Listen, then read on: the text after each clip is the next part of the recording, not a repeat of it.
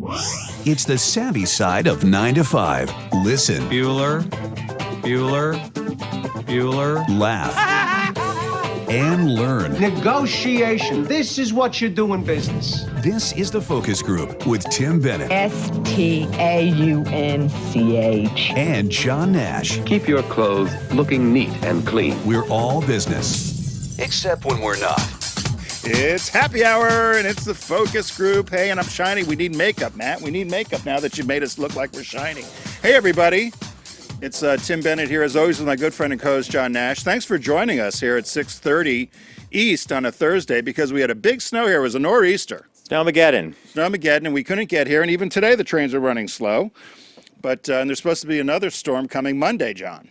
Yeah, that's what they say. That's what they say. So be sure to follow along with us here on the focus group. Our Matt, our producer, is going to be manning, one of our producers is going to be manning our Facebook feed. So that's at Focus Group Radio if you're watching at Facebook or on YouTube. And then, of course, Focus Group Radio is where you can find out all about the show. And we want to thank those of you who have been listening to TFG Unbuttoned. Of course, TFG means The Focus Group. Unbuttoned every Tuesday, comes out early Tuesday morning. And John and I take a deep dive into politics, more so than we do here. Deep? No, not deep. We take a dive into politics. Sometimes it's a tad shallow, but sometimes we culture. want shallow.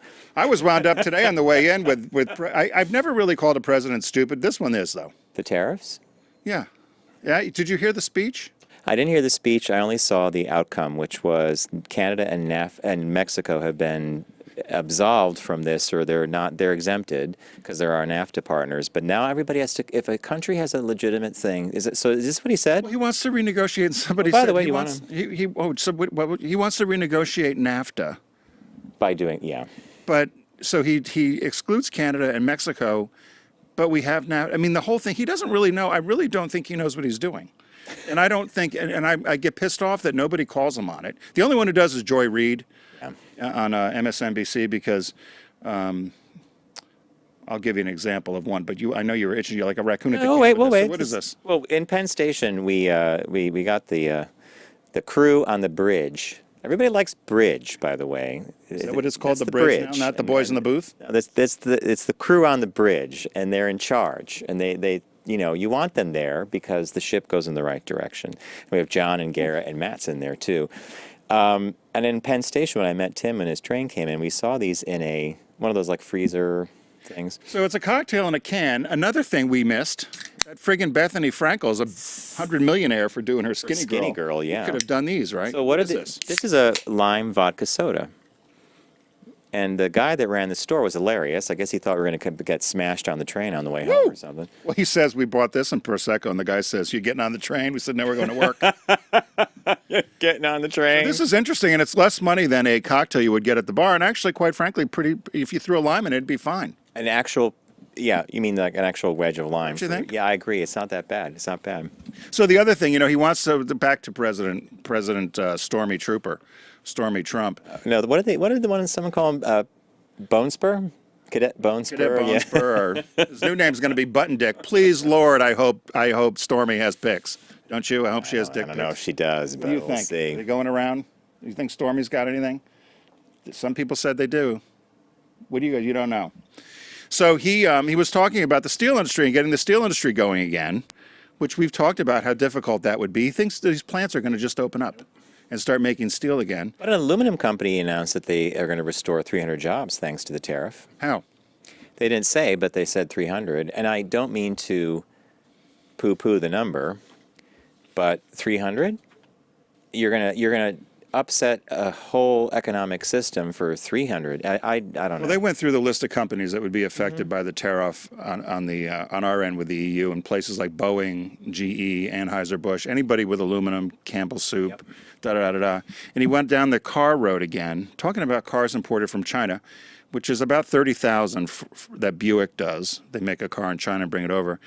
But he goes down this road and then talking about people in Japan not buying our cars, and nobody will call him on it. You know why they don't buy our cars in Japan? It's American cars. They're not designed for them. They're too big. They're too big, yeah. They're not fuel efficient, and the steering wheel's on the wrong side. So the Japanese figured out, when you make cars for America, I'm going to put the steering wheel on the side that Americans drive on. How many of us would buy a car that was right-hand drive? Yeah, you wouldn't. You wouldn't. Yeah, you wouldn't. So he's just.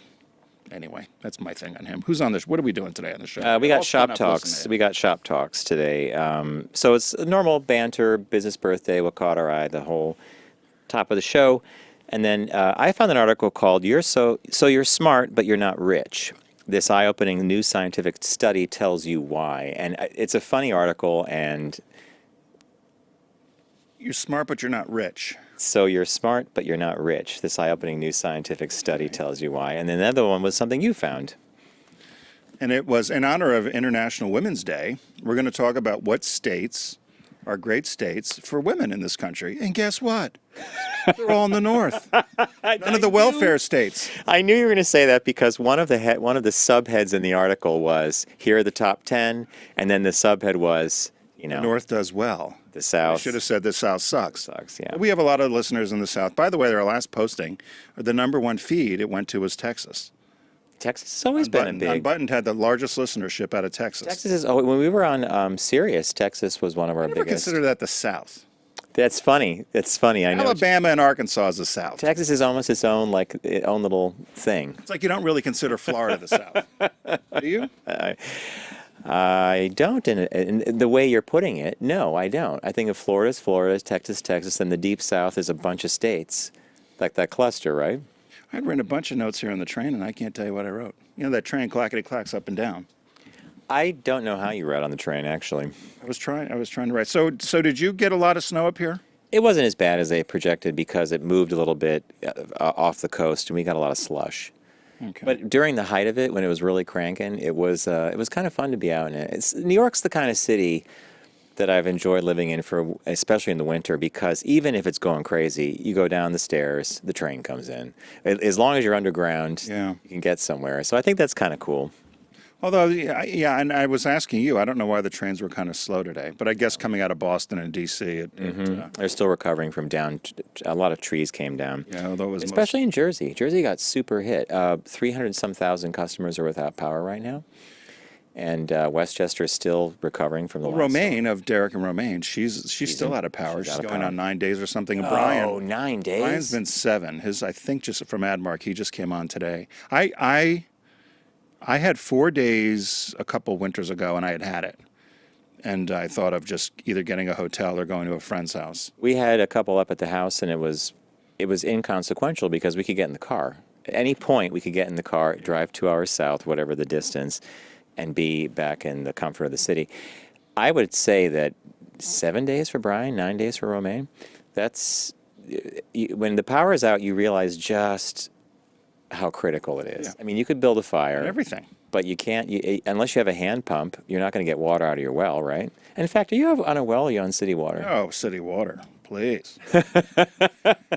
So I had this chicken that I got at Costco that I told you to get. Paul and Mass, who I'm wearing Paul and Mass approved color today. This could be a Paul and Mass approved color. Well, you'll have to see. Maybe he'll call us. He said he might try to listen, but we're at dinner time. We're competing with Lester Holt in the group. So, Are we really? well, Yeah, they're are we 6:30. really? Yeah. So apparently I was away and the power was out for 2 days in my house, I guess. Only 2. You're lucky. So I had this chicken that's $11 I bought at Costco. That's that shredded chicken, all packed off the rotisserie chicken.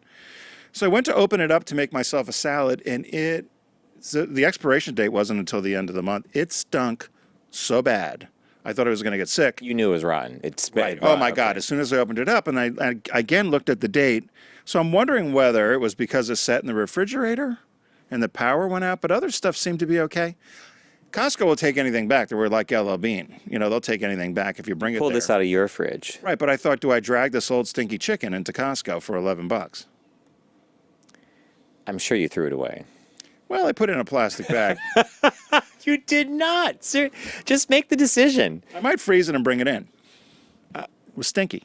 I've seen people. I've walked by that line, the return line. We did a story, the woman who brought the dead Christmas tree back after yeah. Christmas on like January 6th. Yeah. So So they should take the chicken. So What'd you think? So they should take the chicken. But yeah, I agree. My dad did tell a story. My dad had bought, and he very innocently mentioned to the person when he was checking out at Costco that they had bought some snow crab or something. And he said, I bought this. So he's buying them again. He said, I bought them before and they weren't very good. And the woman looked up on this thing and said, "Oh, yes, you did." And she said, "Did you bring them back?" He said, "Oh, no, they were really bad. They were mushy. I threw them away." And she credited him for that Really? purchase. Yeah. They will do that. If you don't like anything, you can bring it back at any time. All right. But so I'm wondering if I freeze this stinky chicken. You don't think so? Oh, I think you should go ahead and do it. I mean, claw that 11 back. And it's 11. It's not 2. It's 11. It's 11. I agree. So I would claw it back. I'd bring that thing back in. I'd get your $11, go back to the department, maybe get some stuffed peppers instead. There's a grocery store in Pennsylvania area, Giant. I think it's at a Oh, Giant, yeah. And they're notorious for bringing things up wrong. You got to check your receipt every time. You know, And they okay. had dog food, for instance. They had dog food. It was $19.99 or something. It was on sale for $13. It rang up $19.99. And their policy used to be, if it gets ringed up wrong, you get the money. So you get $19.99 and the item. What it was rang up. Okay. So this dog food, I went right to the counter and I said, "This is $13.99 on the tag." It rang up $19.99. She gives me the $19.99 and the dog food. And then I thought, I wonder if I call everybody, we just make a loop and get, just keep buying the dog food until they can make a quick 100. All right. I like that one. Yeah. So anyway, You've been busy down there in Glenside, I tell Yeah. you. And when you're not getting ready to do Unbuttoned, I get and it. it's stinky chickens, figuring out how to scam dog food. I wanted to see if you bought Giant. that. Did you buy that chicken? It's that rotisserie chicken. No. It's good, but it's a lot of chicken. It's almost like 2 pounds, and it's tough to. So I was going to give some to the dog. You had turned us on to the stuffed peppers, and that's been the greatest thing because you just put them in freeze the them. freezer, and then every couple days, if once a week, whatever, if you're going to have that as a meal, you pull it out, you heat it up, you're set. This goes down quick. You can get drunk on these. Vodka soda. It's good. It makes a fugu. Is that what it says, fugu? Yes, it does. And they have other brands. Remember, last night when you and I were on the phone, we were looking at the different, there's another company that does packaged, pre-made cocktails as well. So this was kind of a pleasant surprise because if you had to order one that was probably going to sell, this would be Yeah. it. This would be universal. We need them as a sponsor. We need a drink sponsor. We've been looking. If anyone out there knows a drink sponsor for us, we do pay a finder's fee, right, for sponsors. A gift card at the Gap, you're all Card set. is- yeah. So what caught your eye this week? What caught your eye? Here's what Tim and John found. This strange article caught my eye because I've actually I don't know that I've actually thought about this, except when on a day when it's really windy and you're somewhere where things could easily blow around. Don't you sometimes say to yourself, "I wonder if that's going to like pick up off the ground and like whack the car or hit me in the head or branches in the that come eye, down?" yeah. Yeah. So the headline was how a beach umbrella fatally impaled a woman with 800 pounds of force. Strong winds can turn the most innocent objects, like branches and car dealership signs, into lethal weapons. Dealership signs, true, gas stations as well. Now we can add beach umbrellas to the list. A 55-year-old woman died after a windblown beach umbrella hit her in the chest with about 800 pounds of force, according to research. The accident happened so quickly that the person she was with didn't even see it hit her, but a bystander did. According to the paper, the victim was taken to hospital immediately and died within an hour. So it hit her so hard that it actually punctured, it pushed into her heart, and they had to do emergency surgery. Xiphoid process. This- Where your xiphoid process is right That's there. that, yeah. If you hit it too hard on CPR, it's going to puncture your lung. What does it say? An autopsy of the victim's body revealed that the umbrella tip stabbed her in the chest, cutting through muscle and cracking ribs. The umbrella was never found. Little thing. She must have been slight. They didn't mention her. That's interesting. They didn't mention her weight. Where was this? I don't know. Actually. Brazil or something? I mean, who the hell's has his umbrella out now? Is this a new story? This is a news story, but yeah, it's less about where it was and more about how an object can kill you when it is propelled through the air. Well, there's lots of rules on beaches about umbrellas. You know that, right? Well, apparently the wind was blowing at 28 miles an hour, and they do estimate that when this poor woman was hit, it was 800 to 1,000 pounds of force. That's a lot of force, and a little bit higher, it would have impaled her. So, I don't mean to laugh, but if you were there, you'd probably laugh, and then you would hope she didn't get hurt. oh, I'm not so sure if you were there, you'd probably laugh. Would you? I've seen kids on the beach, with flying their kites, because I did it when I was little. And I remember the kite came right down, hit the sky right in the chest and stuff, All right. You laugh at that stuff. Well, that's a kite. I know, but that's why I said this umbrella, though, flying through. I mean, it sounds like she was in a tornado. It injured her left ventricle. And despite an emergency surgery, she died. But, they concluded that many incidences like this probably go unwitnessed. And when first responders arrive, they have no idea that something hit somebody by a fatal wind. And Where did that come from? it came from Axios or Quartz, but I have to look at the country that it came from. Well, you think this is like... Well, Or it came from Popular Science, one of the three. But it really was about the science of objects being thrown at the wind. And now it's... Well, it's funny because they have... So down in Rehoboth, you have to have somebody, if you rent one or whatever, they have to get it in a certain amount into the ground. It has to go down a certain amount. And then they have all these rules about sizes of umbrellas. For that reason, is my guess. Something becomes a flying object. Look at her. She just got impaled. See it, T. Oh, darn. Well, I had two quick ones. You probably heard this story before. Did you hear about the drunk guy that was in West Virginia as a student? It's at WVU. So you use Uber all the time, don't you? Oh, this is the car trip.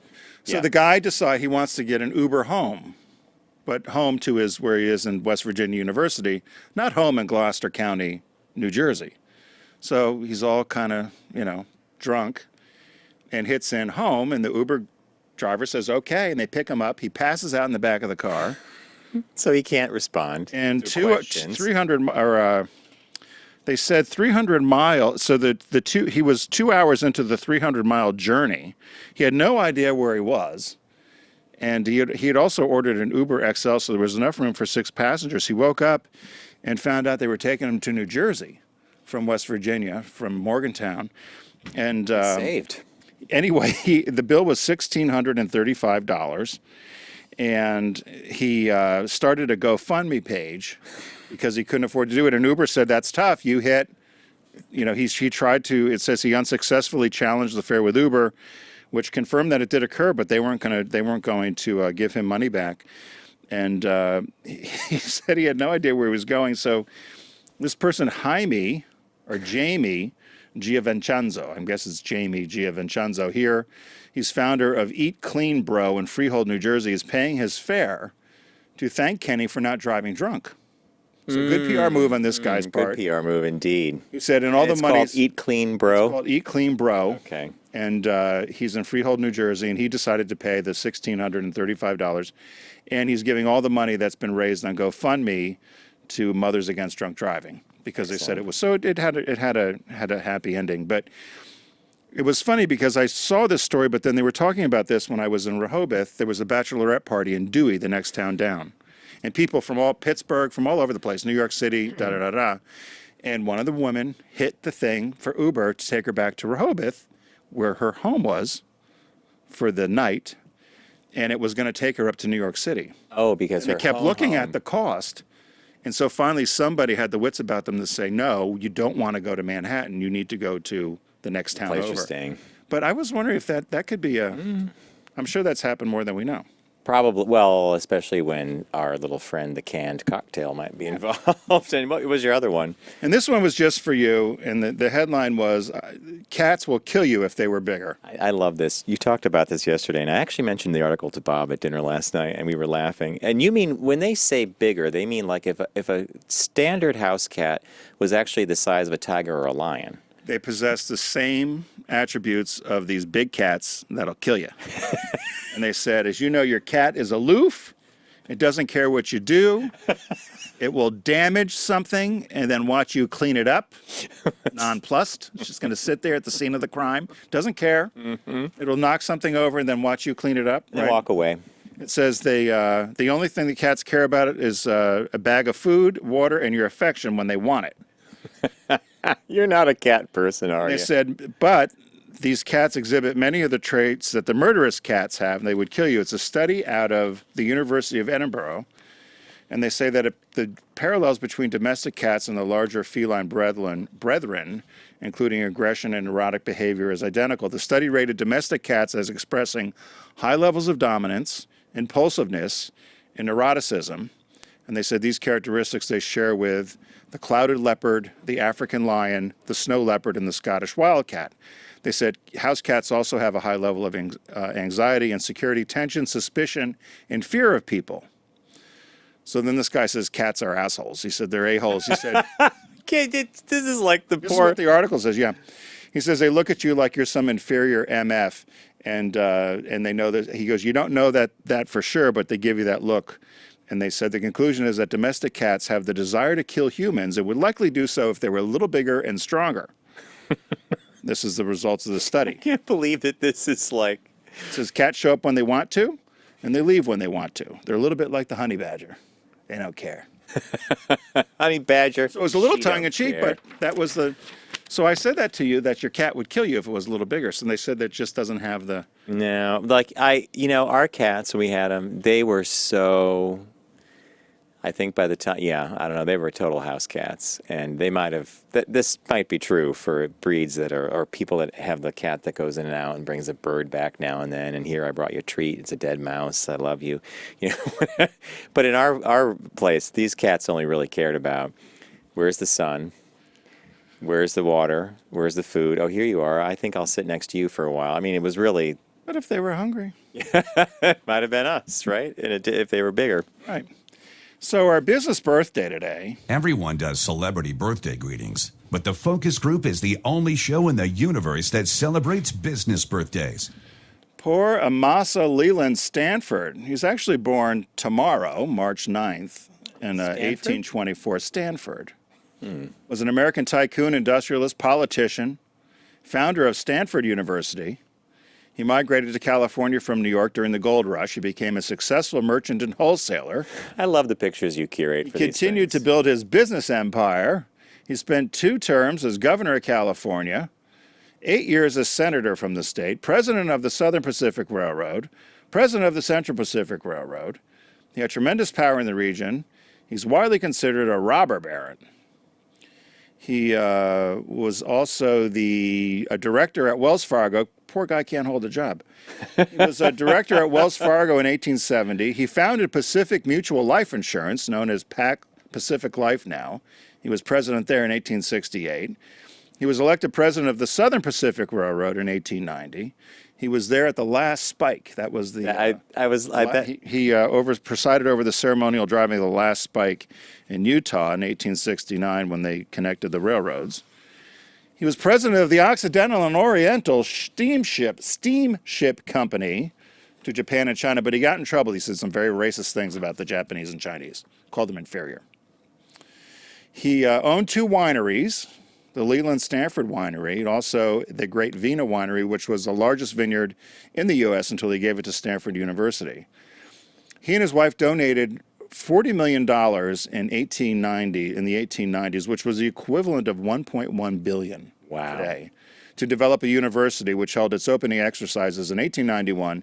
It was only intended for agricultural studies at first. Its first student was Herbert Hoover, our 31st president.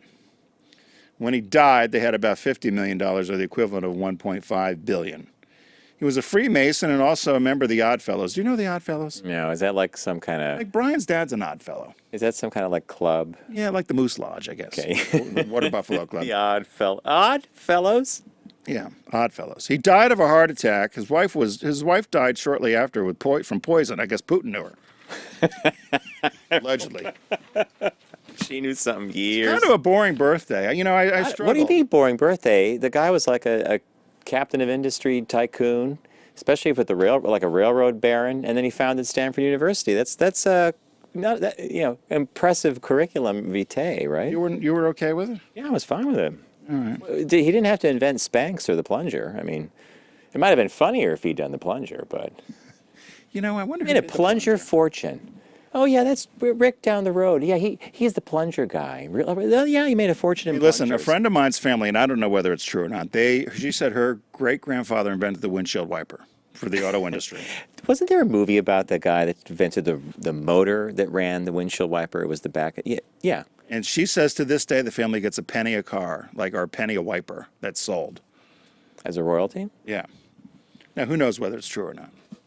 That's what she told me. You are sitting next to the man Do you know who you're you're talking talking to? So everybody knows, if you listen to our show. Hey, by the way, John and I are going to be celebrating 10 years on the air here in a couple weeks. We have to do a special show, I think. Do a special show. 10 years, started at XM.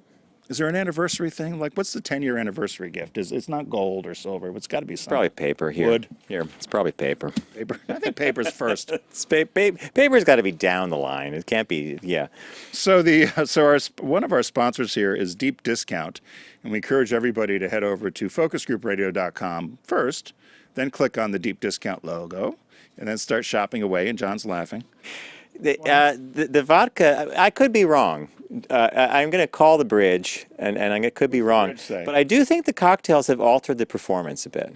I'm slurring it a little, maybe. I do think there is there's Which I don't encourage drinking on the job. there's but there's this kind of interesting emphasis of personality and words coming out that I don't normally. It's there, but it's just kind of, So Deep Discount. If you go to focusgroupradio.com and click on the shark logo, you'll be able to start saving it right now, John. What was the sale they have this week? Shark Madness. It's a site-wide sale. Site-wide sale. Madness. Shark-wide sale. Now, can you also request a catalog there or no? That's for another place? So I picked this. This is. What did you pick? Well, when they have the site-wide sale, I kind of like go crazy doing searches, and I look for things, and I'm like, no, I want this thing and that thing, and then I thought, TV.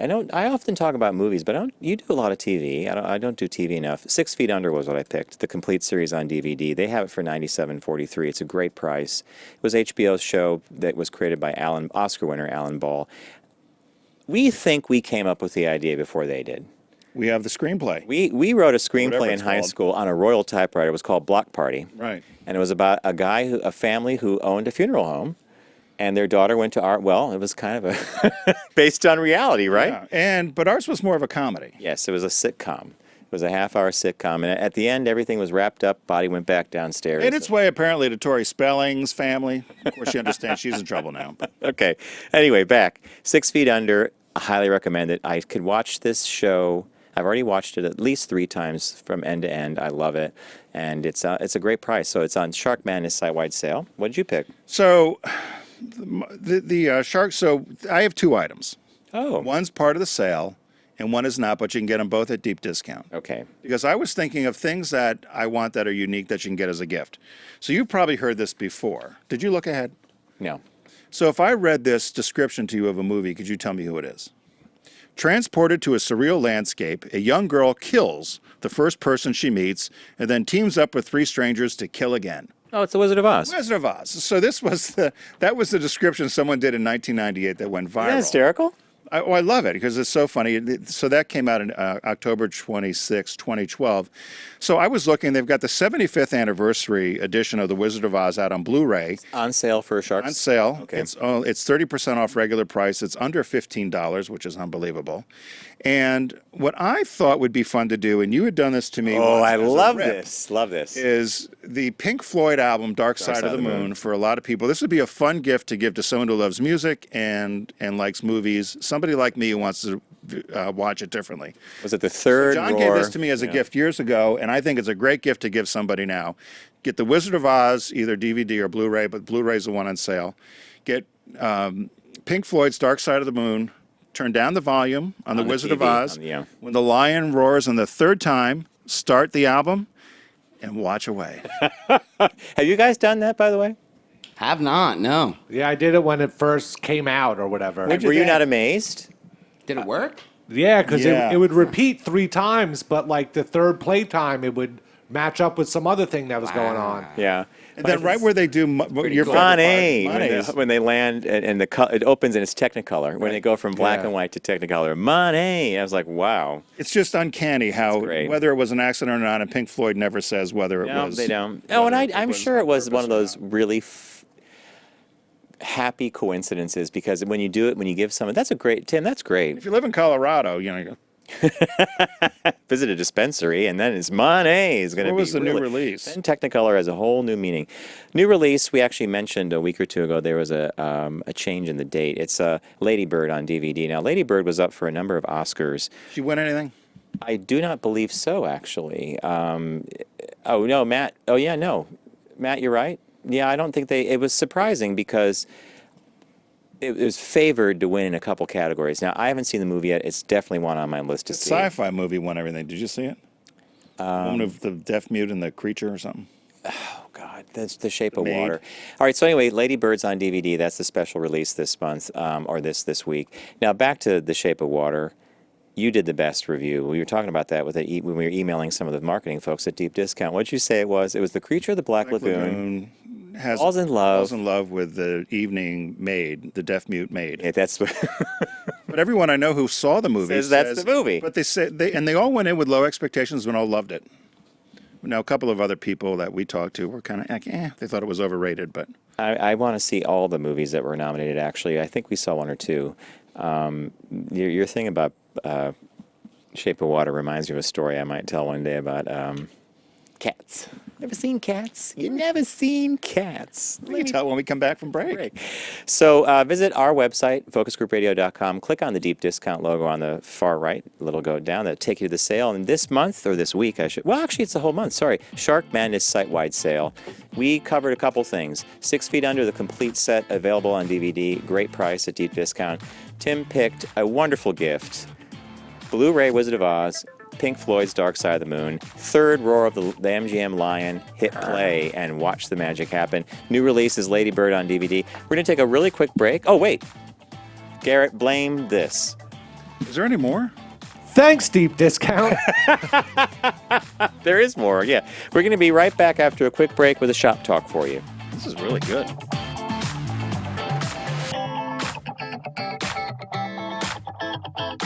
Brought to you by Volkswagen. Visit VW.com to learn more.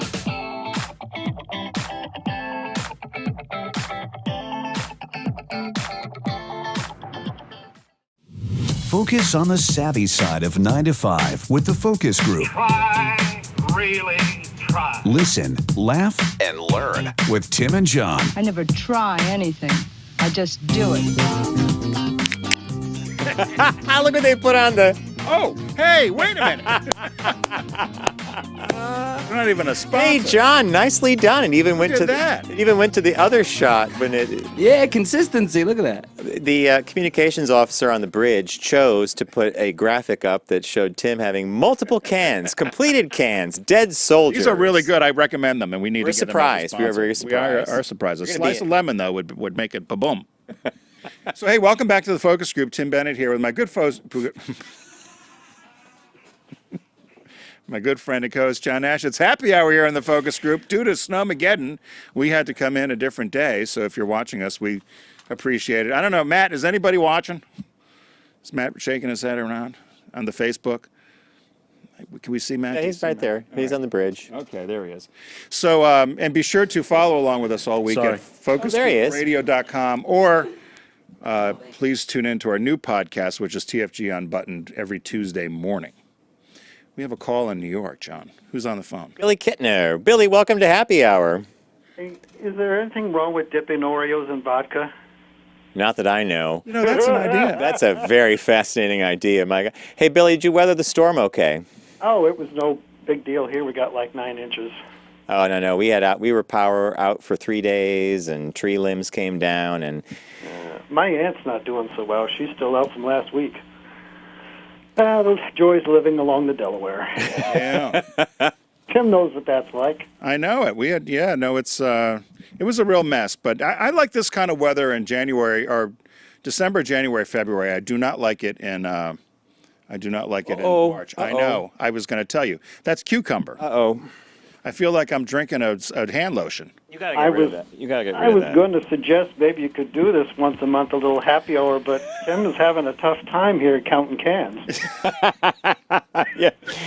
Yeah, Billy, as the evening began, I've just had a ball with these little canned things. We were gonna have prosecco actually, and I said to the guys on the bridge, prosecco is to Italians what rosé is to French people. They drink it this water.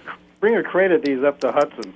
Yeah, exactly. It's like, well, this isn't water. I mean, prosecco's a little less. This has got a kick. It's not badly done. So, Billy, what's your thing today? What do you got for us? Well, Tim totally blew by the birthday for Oreos on Tuesday. No. I did post. Did you see? I did post something on Facebook. Yes, Thank I you, know, and I because credited you. I prodded you about dipping them in milk, but I really thought you would. The sponsor of the focus group is Oreo cookies. They are not, and they should be. We've sold more Oreos than probably Volkswagens. Ooh, that's a tough. We've sold a lot of heavy Oreos. lift. When we've done our surveys, tests. we've sold a lot of Oreos. But no, we do actually have somebody internally that was supposed to send us some new flavors. Chris. We did have the 2 flavors we tested after Out and Equal in Philadelphia back in October. He would send us some new ones. If any new ones came now along. that the news is over, maybe Paul will call in. Lester Holt has to get his attention. All right, we're going to go back to the show, Billy. Yes, keep it on the rails. We'll try, but there's some funny stuff that happens when we go off the rails, too, as you know. So thank you for the call. Well, Tim, Do you have anything in your mug? No, I don't. Let me dump this in there. Yeah, go ahead. That's nasty. So weirdly, the can that Tim opened was a slightly different shade of gray, and it says cucumber vodka Green, and soda. yeah. I would put cucumber with gin. I wouldn't put it with Well, it wasn't good. So we like the lime one. Shop Talk that I sent to Tim earlier in the week. It's a new study that was done, and it's about a correlation between why many smart people are not necessarily really rich. Because you say to yourself, well, you're really smart, you should probably be rich. Maybe you don't say that, but some people do. Anyway. Do you know any smart people that are rich? I suppose we do. I do, yeah. I don't think it's a blanket thing. So the article was entitled, "So You're Smart, But You're Not Rich. This eye-opening new scientific study tells you why." In Italy, at the University of Catania, Alessandro Plucino and his colleagues created a computer model of talent. Boy, was that well done with the vodka. Look at you trying to speak. I love when you're like Saturday Night Live skit when you try to do these names. Do that again. Alessandro Plucino at the University of Catania. They mapped apparent traits, basics of intelligence, skill set, ability in various fields. A lot of questions would surround how they actually mapped those traits and how they assigned values to them to actually do a study, but we'll push the pause button for a minute. They then looked at people over a 40-year period, discerned what sort of things had happened to them, and compared that with how wealthy they had become. They discovered that the conventional distribution of wealth, 20% of humanity enjoys 80% of the wealth, held true. I guess that's like when we send a probe to Mars and it rolls around and it discovers that dirt is dirt. It's dirt. Good to know. See, Mars thinks that there might be people living there. Where'd this come from? I saw it. They found some water or something. John's adding more and more cans to the billions of years ago. I mean, who cares? Okay. It is evident that the most successful individuals are also the luckiest ones. So the whole thing behind this article is they have now correlated, according to this study, wealth is actually more associated with luck than it is with smarts. And you're just as likely. So that's actually kind of a bummer when you think about it, that it's luck and not hard work and a lot of okay, so not everybody, but. So do you think, there was one thing, and I wanted to read it to you if I can, because I didn't understand what it said. Yeah. They said, if it is true that some degree of talent is necessary to be successful, almost never the most talented people reach the highest peaks of success, being overtaken by mediocre but sensibly luckier individuals. Yeah. I didn't understand what that meant. It's funny. I highlighted the same thing because I was wondering about that. So, did you understand that passage? I was confused by it because there's a lot of people that say sometimes you create your own luck. By creating an environment of either a successful environment or putting good people around you or your right place, right time is a little more luck than anything else. But I remember somebody saying to me once when I was kind of in the height of my corporate career, and someone said to me, "Oh, you're so lucky." It was someone that was working a different sort of job. And I said, I worked hard to get where I got. I traveled a lot. I lost a lot of weekends. I lost a lot of family time. I lost a lot of friend time devoted to the company. So I would not say I was lucky, but I guess you take advantage of stuff. And I was equating this because they said there's a certain amount of luck and whether you create your own luck or not. And I equated it to President Obama. Because remember, he ran unsuccessfully for office one time, and then he ran for senator again of Illinois. And the guy he was running against was the heir apparent. He was a shoo-in to win. He was up 60, 70 points above Obama. A month before election, he's caught in a sex scandal. Now, apparently it doesn't affect the current president. Well, but he gets until caught, that point, he gets caught in a sex scandal and has to drop out of the race. The Republicans hurry up and find somebody. Obama wins. Right, Obama wins and becomes an unlikely senator, quite frankly. So that's luck. And moves him all of a sudden. Had he not had that not directly happened, in the path to the presidency, and do you think he would have been president had that not happened? Because he would not have been senator. Well, this study would tell you, yeah, you're right. You're 100% right. Had that lucky. So that's luck that he didn't create. It was just right. You're right place, right time. Exactly. But I could see where my head wants to also wrap it around and say he still had the talent and the smarts, right? I can't believe all those cans he's got there. I'm looking at that on the screen. It's Don calling from Alabama. Anyway. So but I wondered about that because I thought there is a certain amount of luck. But then they said also people sometimes think, I don't want the wealth as much as I want happiness. That was another finding in the study, that there are a lot of people that they did not look at who probably have chosen to live a certain kind of a lifestyle and not aspire to be, particularly wealthy or something, who are completely competent, could have been wealthy, interesting. Well, do you know what I mean? I look a little bit at our president. I hate to keep bringing him up, but I wonder about, I really don't think he's too smart about government. Yeah. And about, how things work. But here he is, right? He's president of the United States. So was that luck or was that him just taking advantage of? Well, if you listen to him talk, he'll bring up the electoral victory. He'll talk about how well he did here and there and with the women. And with the women, I did this. But let's face it, that was a really peculiar election. There's no doubt about that. And he won, but he didn't win the popular vote. No, but here's somebody who doesn't want to pay attention, who doesn't want to learn about. No, but he's the president. Yeah. Hey, you want to go to Don down in Alabama? Hello, Don. Hey, guys. How's Alabama? It's cold. It's about 34 degrees. Wow. That's surprising. Yeah. Guess Sessions didn't pay the bill. I wanted to chime in about what you were talking about because I've been an adjunct professor for, 9 years now. I didn't realize it's been that long.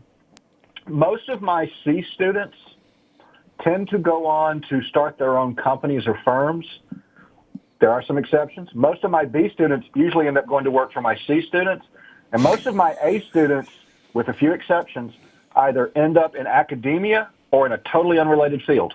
Wow.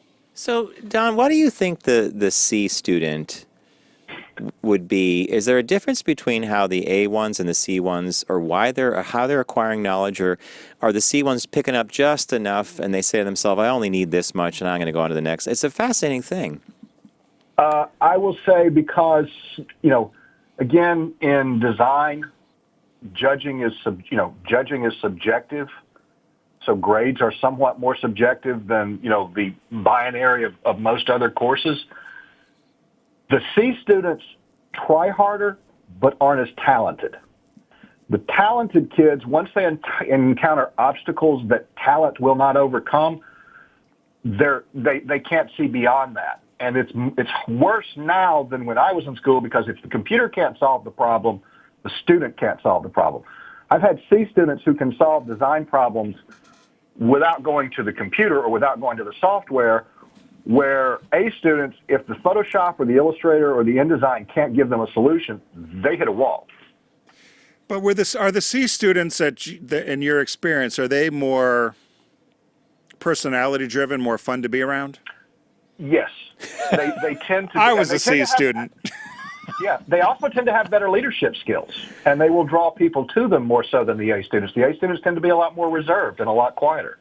I tried to be a B and an A, and I ended up at a high C. Don, I am really fascinated by this because for a while I was going on about the last 2 years where I went back to school for animation, Right. and I was solid B, C plus, B minus, C plus, which for me was a first because when I was in high school and college, it was A, B plus was a bothersome grade. It was usually A's. I don't mean to but I did notice at this age, going back to school, that I saw what an A student was. I knew what their work looked like. It was very easy to identify, and they were extremely talented.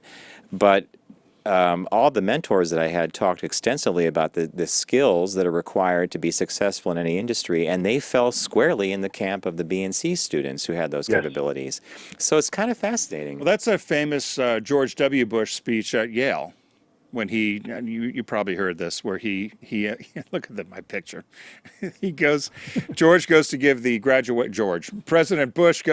the graduation address, and he says to all of you, valedictorians and summa cum laude and A and B students, congratulations.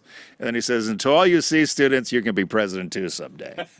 That's a good speech. Yeah. I like that. And everybody laughed, but you're right. I guess it does, because if you think about people that have dropped out of college, which Gates was one of them, right? Jobs, they get bored. I guess I don't know. Well, Jobs never got past the first semester, and he was into calligraphy. Gates had to pull out because he had too much money, and he had to focus on the company. But it's surprising the number, especially in the tech industry, because look at Mark Zuckerberg, didn't finish school. Right. All of these things where you don't get, that talent, that drive doesn't make you an excellent student, but it might make you a great entrepreneur or a great, motivated individual in another capacity. Because the other thing I'll notice is that my A students, especially the top talent performers, they collapse at critique. Oh. They don't. Yeah, they don't. Right. Oh boy, yeah, that's a hard one. And you just used the correct word. It wasn't that you were. Critique is the right word, because you're saying, I think this needs to be changed, whatever, and you're supposed to be a blank slate. And you're supposed to hear that and accept it. I'm not good at getting critique. You're an A student. No, I had to learn how to get critique with the animation stuff. It's a fascinating thing, Don. And I met a young woman today who was telling me that she, at 28, was going to now finally go back to school or start school, because she didn't after high school. And she said that she was thankful for the break that she had and the jobs that she had in between, because now she knew exactly what she wanted to do, and she knew how to pay for it. And so that's a whole nother thought process about, and I'm sure she's not going to worry about her grades too much as long as she gets to the point she's got to be at, right? Yeah, I was concerned about my grades, but I also I probably had too much fun sometimes, but it's that whole don't let the classroom get in the way of your studies. Tim was Tim was popular in school. You're a popular high school guy. I don't know about. I did a lot of But things. Tim and John, Yes. in the whole history of every interview you ever did anyone ever ask to see your grades from college? No. And I tell that to people that are freaking out. I'm like, wait 5 months. No one's going to care. No one cares what you got in history or Psych 111. No. And you're exactly right. And that's a very good point, Don, because people do stress on that stuff. What are you laughing at now? I'm laughing at the fact that, God, look at all the bottles. John is putting these cans. It's going to be a game at the end of the night. Hey, Don, we're going to keep rolling. I want to thank you for a very smart call. It is a very great point. My mom's an educator, or was an educator, and that's something she talks about frequently is the different way we express intellect and smarts. It's just fascinating. And you see it often because you see it every wave of student. So you can actually build up in a pattern. And I think it's fascinating. Thanks, guys. Have a great show. Thanks, Thank you. Don. I'd like to be an adjunct professor. You talked about it. Wait. That can goes down. I'd like to be an adjunct. There's a college near me, and I sent something in, but I don't think I was what they were looking for. You fell asleep. Well, I love that story when you were going to take your... and I had to pay for the stupid $900 thing. GMATs. That's the worst part, in my opinion, was having to pay for that. Took the red eye in from Hawaii. You pushed one button, you fell asleep. I sat down, I fell asleep. The stupid story was about dinosaurs or something. I was so bored, I fell asleep. I hit the button. I think I got a 2 on my GMAT. Timed out. And then it sent it to all the schools. Yes, there was no... Yeah, it's like my SATs when my counselor went. Was it Mary Jane McClay? Yes. She has the numbers. I do the SATs, and she's like, John, I want to congratulate you. You got one of the highest scores of English in the school. She goes, congratulations. I said, oh my God, that's fantastic. Then she goes, but it's weighted poorly by the math number. And I said, well, how was the math number? She goes, it was one of the lowest in the class. I'm like, oh. Probably right near mine, because you you and get- I were math buddies. You get 200 for signing your name, so I think I had 250. John and I shared a calculator. I had a TI-30. Little did I know I had the wrong math partner. Store. John would store the number. Remember the time? And John would find the problem, and then he would put it in memory. Say the number was 2, and then so John would hand the computer to me, or the calculator to me, and I'd say, okay, I got to get to 2. And I would do whatever with the numbers to get to 2. And I remember I had all the right answers, but all the wrong formulas. And I remember the teacher, what's his name, Borger or something? Yeah, Carl Borger. And he's like, how did you get all the right answers, but all the wrong formulas? And so I worked them right through it again. I'm like, 4 times 2 is 8. 8 minus 4 is 4. Divided by 2 is 2.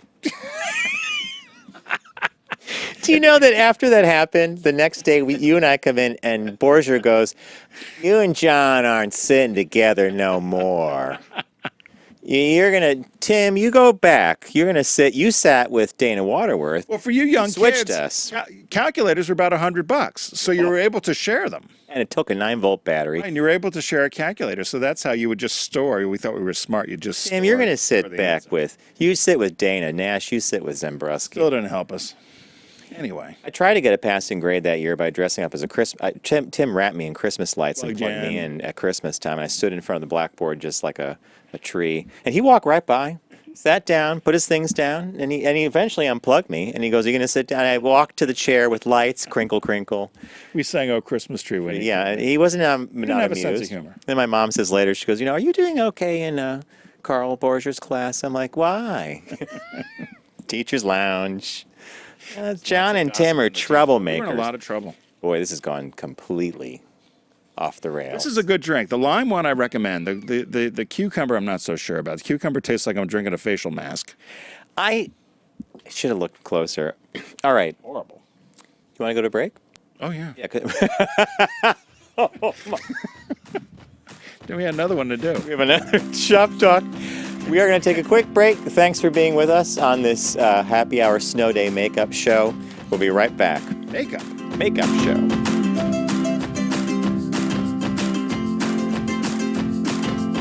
Brought to you by Volkswagen. Visit VW.com to learn more.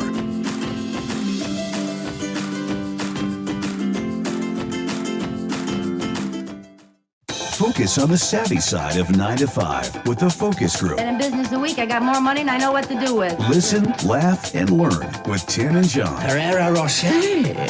He is doing well. Newsflash. Hey, welcome back to the Focus Group. And like all shows, we've got breaking news. We have a breaking news thing. We've got to. We just had somebody tell us. Busy looking for goose-stepping North Korean soldiers. Can't overwork, So apparently, our El Presidente Donald Trump is going to meet with Kim Jong Un in May. They're going to look at things. Let's look at the cigarette machine. That's my favorite. I know. Kim Jong Un looking at things. Do you have any goose-stepping North Koreans we can have to celebrate? It's on the YouTube. The can count's gone way up. Has it? It's almost covering our logo. So while we look for North Korean news, we've got. So today is International Women's Day, and this is a quick one. And I sent this to John in the morning. I liked it. This came across through the ladders, and it was Meredith Lepore put this on. You're laughing at me. International Women's Day. You like that graphic I found? Today's March 8th. Yeah, I like that. Yeah. So in the United States, you just Googled it. It wasn't too hard. You're like International Women's. Well, I got to find one now that's not trademarked. Click and drag. Oh, that's all I do is Google. That's our. We live. We are in a click shop. We're like in a click sweatshop. Click, click, click, click, click, click, all day long. Clicking. Click, click, click, click, click, click, click, click, click. It's like a sweatshop. Anyway. So what this group? Oh my God! Why don't you handle it? All right. Shop talk is so it's International Women's Day on March 8th and Women's History Month. And Wallet Hub released a report on 2018's best and worst states for women. And you may be surprised or not surprised if you were listening earlier, which states were kinder to women than others. So the North leads the way, right? Tim, you lived here? I lived in Minnesota. So I was actually surprised by that. So the top state for women is Minnesota. Number 2 is Massachusetts. Surprised me a bit, I guess. Well, so they said the reason Minnesota was number 1 is because it had the lowest percentage of women in poverty, the highest high school graduation rate, the lowest female uninsured rate, and the highest women's life expectancy at birth. And that was how they triangulated that's how they data. decided. And Minnesota was great. Yeah, and so was Oregon. talk I loved when I favorably lived in about it. Oregon too. Massachusetts, I was surprised only because many other states in the area did not get lumped in with that. That's the only reason I was surprised. A few did. Well, okay, yeah. But not New York, which was... Well, New York's, North Dakota was number 4. Number 5 was Wisconsin. Number 6 was Maine. Number 7 was Hawaii. 8 was our state where the past is present. Right. Connecticut. 9, Iowa. 10, New Hampshire. You know what people in Minnesota call people from Iowa? You know what Iowa stands for? What? Idiots out wandering around. Oh, you remember when I used to do... You used to nail me on this. States. The states. So New Hampshire is the granite state, right? Right. So 5, but 5 of the 10 are New England states. Rhode Island, which is really the Arkansas of New England, didn't make it. Correct. All right, and the South dominates the bottom is the headline. Oh, surprise. In fact, it was Alabama, Oklahoma, Mississippi, Arkansas, and Louisiana came in 47th through 51st, respectively. Mississippi had the highest percentage of women in poverty, and South Dakota had the lowest percentage of women-owned businesses. Nevada had the lowest high school graduation rate for women, and be careful, in Louisiana, Nevada, Tennessee, and Alaska, which were all tied for the highest female homicide rates. Those are strange data points, especially the homicide rate. That's just... Don in Alabama is an outlier for us. I'm a big fan of the show. And Alabama, I've been to Alabama. Alabama is a beautiful state and wonderful people, of course. But we are going at the end of the year. I'm going to see go to Rocketown, right? It's like Arkansas, Mississippi, and Alabama always comes in. What did Ross Perot say? 48th, 49th, and 50th and everything. You know, when you bring him up, remember that cover of Time magazine?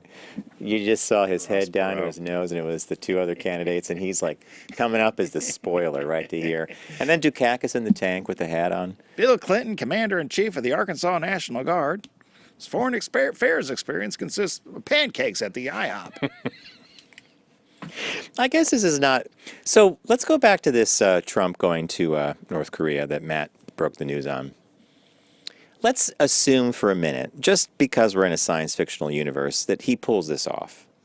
This is bad news. Not for the world, I suppose. Here we go. I love the parades. I watched them all. Oh, there's Kim Jong-il. That's even better. That's even better because this is vintage. And when they go to the world tour, when they go to Romania and Mauritius, that's when you got to watch too, because they're dancing in the streets because they're so happy that their dear leader has arrived. You know, new stepping capital of the world right there in Pyongyang, and this is what Trump wants: a military parade. But you told me the other day that I laughed about this too. Paper mache tanks. Paper mache weapons they drag down the boulevard.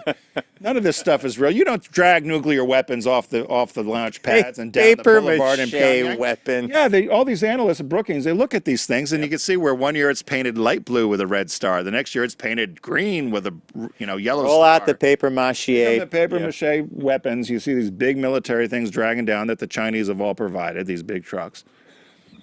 They pretend they're not involved.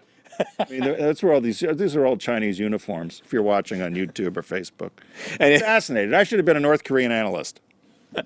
Didn't you go for the State Department? You wanted to work for the State Department. Said no, because I was homosexual. Oh, now you could do it. Back in the 80s, now you could do it, though. Now I could do it, and I would have been good. I think. I would have solved this North Korean problem. Now, because of our Fugu lime vodka soda, the world's going to be fixed. There's an easy way to fix them. You take I care said of... to you, all you got to do is drop in a bunch of parachutes with MP3 players and things and VCRs back then. You just let them plug them in. Preloaded with Team America. Preloaded with stuff. Team America World Police, preloaded. That's my thing with gun control, too. I thought of an idea. Uh-oh. That all you need are fire extinguishers in classrooms. You don't need to have you don't need to have teachers carry guns. You could have these, or Wasp Spray. You can have fire extinguishers or Wasp Spray. Somebody breaks in, you spray them. Those things go 30, 40 feet. It's the same in your house. You don't need a gun. You need a can of Wasp Spray. Blind you, can't breathe. Fire extinguisher do the same thing, fog you out. You don't need to learn how to play a gun, how to shoot a gun. Bullets, teacher load bullets. Give her a good high-powered fire extinguisher. All right. You know, the only thing we needed for that was the Andy Griffith theme. Wasp Spray. Anybody tell me I'm wrong? I read this somewhere about Wasp Spray because I'm trying to say it wasps. So it sprays 25 to 30 because feet. Usually you spray it up in and the it's eaves, 35 feet. And if you shot that, much easier, you grab a can of that and shoot it at somebody's face. It'll blind them, they said, for 30 minutes and hit them. And it's much easier to do that than you think you're going to load a gun. I think you should go down. Put a can of spray in everyone's room. You get the an extinguisher. Focus groups on the road to Parkland with a car full of wasp spray. Kids, we're going to save you. I know you think I'm crazy, but I think I'm onto something. No, I don't think you're crazy. I do think you're onto something. I'm just not sure what it is. Right now, it's a deterrent. It'd be a heck of a lot spray. easier if somebody broke into your house, right? People are afraid someone's going to break in. Fumble with the can, boom, I'm dead. You look for a gun and put a bullet in it, like Barney Fife or something. Have a thing of wasp spray next to you, which is so totally not designed to be picked up easily. That round thing, the button on the top, boom, I'm dead. Oh, I had the spray, but if I shot it How are you faster. going to root around in your nightstand for a gun? Are you thinking of keeping a can of wasp spray on your night every table? room? If you thought you were going to be broken into, or in these classrooms, I think it's a hell of a lot better to have wasp spray than a gun. Well, we better call it something different. It needs a new brand. It needs a new package. It needs to be something. It could be wasp spray packaged differently so that it looks nice on a night table. You've seen these fire extinguishers that they have in rooms, and Sure. people, they blow them, and what do they freeze you? They can freeze yeah. your throat. They have the gas. I think that would be a much bigger, a much more palatable thing for every classroom to have than a gun. You know what? Anything but a gun, frankly. And you're right. If it projects something 30 feet and you nail the person. Teach somebody how to use an extinguisher like that. Somebody comes in, here's what you do. You hit them with this gas. I'm Mr. Nash. I'm your substitute teacher for today. Mrs. Jones is having fire extinguisher lessons at the range. Her aim is not so good. She'll be out for a day or two learning. Tomorrow his wasp spray training keeps the preppies away. All righty, folks. Look at the time. Look at the time. Look at the time. There you go. And I can't tell which is real, which is fake on there. Thank you for joining us on the Happy Hour Snowmageddon Makeup Show. We should do one a month. It's up to the bridge crew because they had to give us their time for this. And thank you guys. Thank you, Garrett and John, for that. FocusGroupRadio.com is where you find everything about the show, including the deep discount logo. We want you to click on that, go to their site, and it's the site-wide sale, Shark Madness sale. We also want to thank Volkswagen Group of America for being with us for 8 years now. Yeah, Tim, I'm sorry about that. Would you put something in here? No, that's the old VW.com. Check out all the deals they have. Some great new cars are coming out, actually, and I did read about the rebirth of the van, the Beetle van, as an electric vehicle. They're getting rid of the bug. Beetle, I know the bug's going. Get it now while you can. Want SUVs. Don't text and drive, arrive alive, and... I'm taking the train. If that was not the most laissez-faire... Don't text and drive, arrive alive, take the train. Amtrak. Tim takes the train, yeah. All right, we'll see you next week, folks. Thank you to this little vodka can here, whatever that soda. We got to contact them. You can send the whole show to them.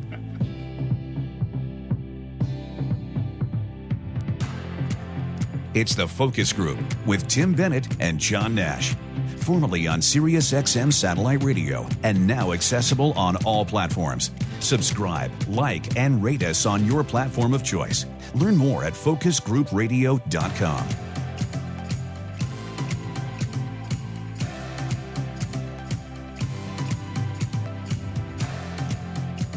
That was a stunning focus group.